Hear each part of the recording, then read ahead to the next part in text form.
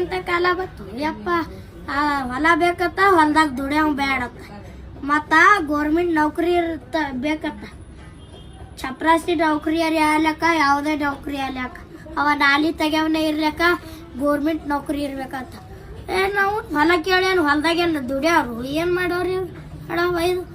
ಮತ್ತ ನೀರ ಅವಾಗಿನವ್ರು ಹರ್ದಾರಿ ದೂರ ಹೋಗಿ ತಳಿ ಕೊಡ ತಲೆ ಮೇಲೆ ಒಂದು ಟಂಕದ ಮೇಲೆ ಒಂದು ತರ್ತೀರಿ. ಈಗಿನೂ ಏನು ಮನೆ ಮುಂದೆ ನಳ ಆಗ್ಯಾವ, ನಳದ ಬಲ್ಲಿ ತರ್ಲಿಕ್ಕಾಗಲ್ಲ.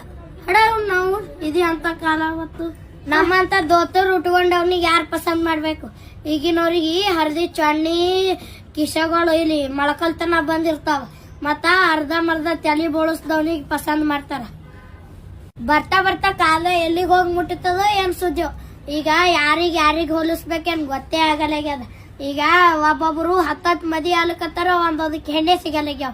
ಹೆಣ್ಣು ಹುಡ್ಕ್ಯಾಡು ಅಂತಾವ್. ಏನ್ ಹೆಣ್ಣು ಹುಡ್ಕ್ಯಾಡ್ಬೇಕು? ಅವ್ ಹೊಲ್ದಾಗ ಕೆಲಸ ಮಾಡಲ್ಲ, ಏನ್ ಮಾಡಲ್ಲ ನಾವು.